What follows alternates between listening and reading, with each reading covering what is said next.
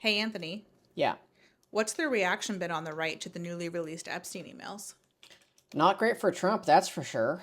In the House alone, there's reportedly at least 100 House representatives, Republican House representatives, who are expected to vote against the interests of the Trump administration and in support of releasing the Epstein files, which is a huge change from just a few days ago where they were struggling to get the one final vote just to agree to vote on releasing the Epstein files. Adelita Grijalva was that final vote. And even in the Senate, there is at least one senator who has made comments in support of releasing the Epstein files, although he himself has not necessarily agreed to vote in favor of it. That is Senator John Kennedy. One senator is not enough. We do need at least 13 Republican senators to vote in favor. That is assuming that all of the Democrats and the two independents vote in favor of it as well. So there is still some work to be done in the Senate, although the tides are certainly swiftly turning there. As far as Donald Trump's actual base, the base is hard to tell. The conservative media outlets that I normally check to get a vibe on these things are being heavily brigaded right now, and most of them contain either no news whatsoever about these new updates to the Epstein files and what has been released, or they're calling it a Democratic hoax, or they are twisting the information to make them sound beneficial to Trump. For example, the emails that speak negatively about Trump, where Epstein is calling Trump one of the most evil people that he knows, rather than saying that, they're simply saying that he was speaking negatively about Trump, which must mean that they were not friends and that Trump had nothing to do with him, which is just a complete manipulation and dishonest twisting of the actual information released.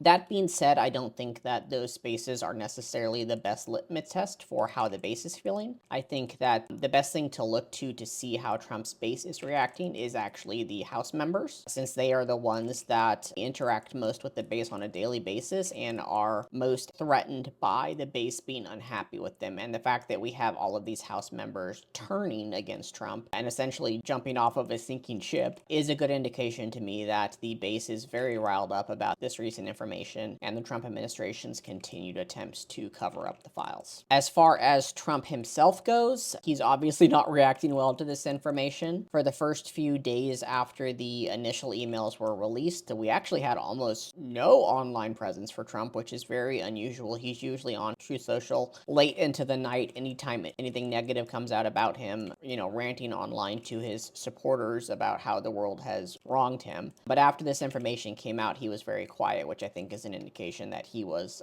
running extremely scared about the severity of all the news that has come out. Once he did get on media, he has basically denied or attempted to deflect all of the information that has come out. He has also declared himself the chief law enforcement officer of the United States in response to questions about the Epstein files and ordered the Department of Justice to begin to investigate Clinton and any high-profile Democrats that were in the files. Of course, these are the same files that his Department of Justice claimed didn't exist just a few months ago. And I think that the reason for the investigation is two parts. One, to shift blame onto the Democrats again. And additionally, if he opens an investigation into them, or if the Justice Department opens an investigation into them, I think that gives the Senate Republicans an excuse to vote against the release of the files because they can claim that there is an ongoing investigation into them and they don't want to interfere with that. And of course, Trump has pulled his recent endorsement of Marjorie Taylor Greene after she texted him about the Epstein files, calling her a ranting lunatic who has gone far left.